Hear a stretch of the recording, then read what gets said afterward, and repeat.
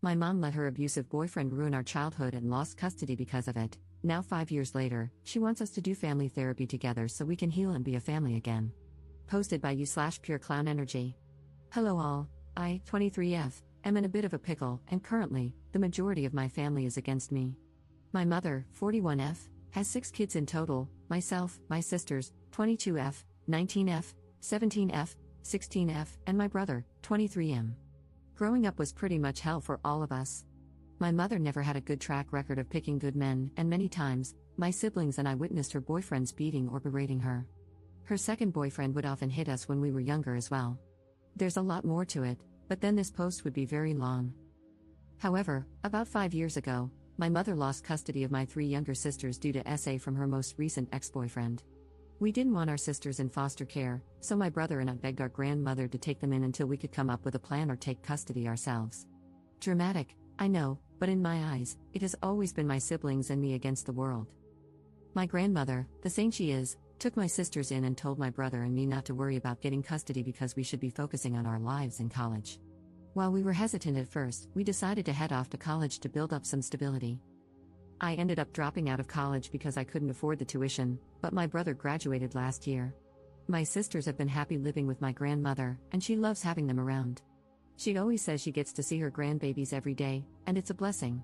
They are comfortable living with her, and my grandmother has no plans to stop caring for them. Now, back to my mom. When she lost custody, my siblings, my grandmother, and I all went no contact with her. About 2 months ago, my mother emailed me, saying she wanted to reconnect and do family therapy. At first, I didn't mention it to my siblings because, in a sense, I felt like I was protecting them. However, she sent me a second email the following month, explaining that she had broken up with her boyfriend and really missed us. She wanted to do family therapy because she had a lot of built-up pain, and she knew we probably did as well. I talked to my grandmother about it, and she told me I should ask my siblings and let it be their choice. When I spoke to my siblings, the youngest ones were on board because they missed our mom. However, my other siblings and I were hesitant. But for the sake of my younger siblings, I responded to my mom, and we set up a time to meet. About 3 weeks ago, we met at a restaurant. My mother looked exhausted but eager to see us. I declined a hug because I wasn't comfortable with it, and my mother looked pissed. As we caught up, she asked if my younger siblings would consider coming back home and if she could regain custody. My younger siblings seemed unsure, and I could tell they were uncomfortable. I tried to change the subject, but my mom brought it back up. She kept talking about how we could be a family again now that we were older and how she wanted to rebuild what was broken. The rest of the meeting became a blur for me because I mentally checked out. A lot of buried emotions resurfaced, and I shut down. Later that night, I received an email from my mom saying she was really upset that I didn't hug her or say goodbye. She said it was giving a bad impression to my younger siblings and that they might start mistreating her as well. I'm not going to lie, that email filled me with anger because she had a lot of audacity. I didn't respond, but I soon received another email, which was just a confirmation for our first family therapy session. We had the session yesterday. It started with the usual introductory process and familiarization. Later in the session, my mom kept going on about how she did everything she could to protect us, etc. The silence from my siblings and me was loud, and the therapist asked how we felt about what she said.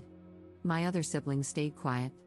I wasn't planning on speaking either, but then my mom said something that made me snap. She told the therapist that I had told my siblings not to say anything because I wanted to turn them against her and that she had scheduled this session to bring us together, not tear us apart. At that moment, I lost it. I started screaming that she wasn't a good mother and that she did nothing to protect us. She constantly vented to me about her relationships and problems, which led me to internalize her issues as my own. She never protected my brother when her boyfriends beat him for trying to defend her or my sisters. She never even thought to report her ex when my sisters first came to her about the abuse they suffered at his hands. I went off about a lot of other things, but by that point, she was bawling, and so were my siblings. I told the therapist that if anyone was splitting the family up, it was her, with her stupidity, ignorance, and outright neglect. I was breathing heavily after my outburst, and looking back, I'm not proud of how I lost control. The therapist suggested we take a break, but I told them I was done.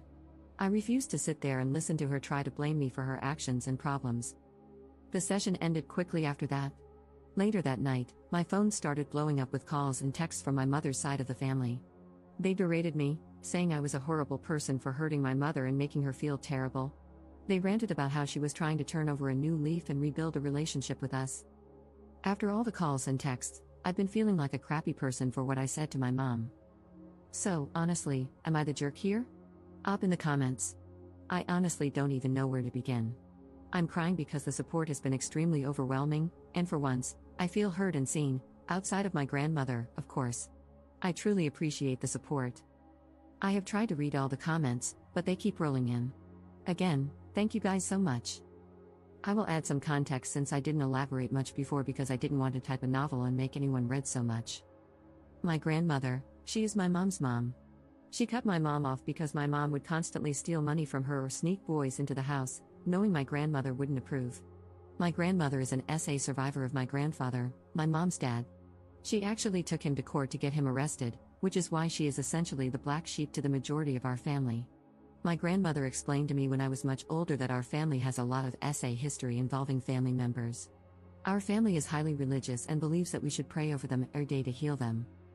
Why I felt awful, my mother is also a victim of abuse, and I felt like a hypocrite for calling her out and saying what I did, as if I wasn't taking her abuse into account. However, as many of you have mentioned, even as a victim, she still allowed the abuse to happen. I think reading that is what made me start crying. My siblings and I never got counseling because we just thought it was our fault that we experienced the abuse. In our past conversations, we often try to carry the burden of not protecting our mom more. My mom's side of the family, they are enablers and abusers themselves. My grandmother has countless stories about them. I feel as though a part of them wants my siblings and me to make up so we can appear to be a happy family. They have a serious issue with appearances. My siblings, my brother is the real star of the show, honestly. Before we even made it to the first session, he told my youngest sister that our mom would probably say a lot of things, but if she wasn't ready to talk or if she wanted solo therapy, he would pay for it in full. After the session, she decided to go for it because she has a lot of complicated feelings about our mom. My other sisters are still emotionally distraught. They thanked me for speaking the truth and saying what needed to be said. They said they couldn't say anything because they didn't know how to word it. Like me, they didn't want to be cruel. I truly appreciate all of the comments and the reassurance. I sent my grandmother the post, and she said all of you guys are rock stars and that the majority of you are right, that my mother is a C&T. If you guys have any more questions, please feel free to ask. This has been a huge step for me in getting my own therapy because I let a lot of this build up over the years. My tangent to my mom went on for a few minutes before I had to stop because I was so pissed. Update 1 day later. Hey all, update for those who wanted it. Also, heavy abuse trigger warning because I will get emotional and vent a bit later on in this update. If you are a childhood abuse survivor, I wouldn't recommend reading past this since it could possibly be triggering. My siblings and I have decided to go no contact with our mother for good. It was a hard conversation this morning, and I felt like a jerk again. I felt like my outburst persuaded them to make that decision so I wouldn't be upset with them. Yet they reassured me throughout the whole conversation that they didn't like that she didn't even apologize, even when she had the opportunity to. My siblings and I are still struggling with the fact that she won't change, and she probably never will. The driving force for it was the email I got from my mother at 4 a.m. today. I copied and pasted it here. Dear Juju, my nickname when I was younger, I am truly hurt and devastated that you went public with a private matter. Your Auntie May showed me your Reddit post, and yet you continue to try to villainize me. I was going to explain myself further in therapy, but I'm in a new relationship now with a very loving man. He was the main one who encouraged me to extend an olive branch to you all. I was going to surprise you and your siblings in therapy.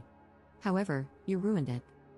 I stayed my distance from you all because, after losing your sisters, it made me realize I couldn't even look at myself in the mirror anymore. It made me realize how much of a worthless piece of crap I was.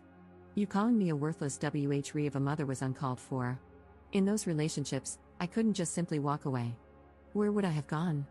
What about you guys? Do you not think it ate me up inside every time you cried? Every time I did try to protect you guys, only to get the crap beaten out of me? Being knocked out cold and not knowing if you were safe or not? Did any of that not matter to you? I'm trying to redeem myself while also being a victim, and you simply can't get your own head out of your rear. You bitch and complain about your pain, not realizing I was a victim too, Juju. We all were. I hate to sound harsh, but you're an adult and can hear these things now. I tried my damn hardest to protect you all. For you to crap on all my effort in your rant and call me almost every name in the book in front of our therapist, your siblings, and the blatantly visible disrespect to me? All of it was truly uncalled for. I will not have contact with you until you apologize to me for what you said. You broke my heart, Juju, but Mama still loves you. And me going no contact with you is to show that you can't just hurt someone because you yourself are hurting. I will be over to see your sisters later at my mom's place to talk one-on-one with them. I would appreciate it if you were there to apologize. But if you will not, then I highly ask that you not be there. The email really crushed me. I completely understand that she was a victim as well. Like I also mentioned to a kind Redditor who messaged me last night, she did provide what she could. Yet there were many moments we either went hungry or without some necessities. One of my most embarrassing moments was asking strangers on the street for money so my sisters and I could get pads and tampons. My mom's third boyfriend threw ours out because he didn't believe in periods. That whole ordeal, among others, was so damn humiliating. I got a mixture of anger and sadness when she said she tried her hardest to protect us. Where was that determination when her boyfriends would beat the hell out of me and my older brother because we didn't want them alone with our sisters or touching our younger sisters? Where was she when she heard me getting essayed in the room right next to her and heard me screaming for her? It's just an overwhelming sorrow because, in her eyes, she did her best. But in my eyes, she did absolutely nothing, and I told her as much, and then some, in our session. Like many of you pointed out, she may have been a victim, but she did nothing to protect us. I have to sit with that for the rest of my life? My siblings have to deal with that for the rest of their lives.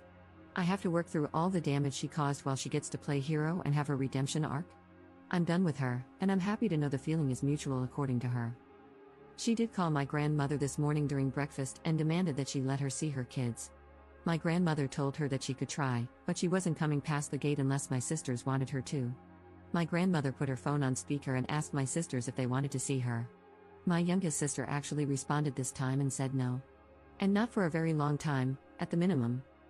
My mom tried to scream at my grandmother, but I could hear her voice cracking from trying not to cry on the phone. My grandmother told her she could go F herself, not to call her again. After that, the conversation about no contact went into overdrive. My siblings have their own memories of her to account for.